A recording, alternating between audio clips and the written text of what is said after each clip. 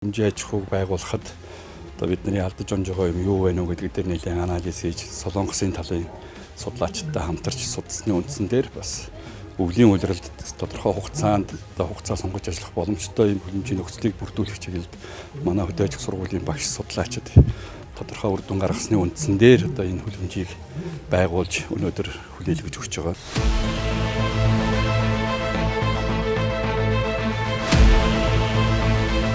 Ялангуяа нарийн ногооны үйлдвэрлэл дээр одоо дутагддаг тэр хугацаанд бас ард түмнээ дотоодынхоо хөрсөн дургасан ийм аюулгүй нарийн ногооны бүтээгдэхүүнээр хангах ийм боломж бүрдэж байгаа нэг сайшаалтай тал.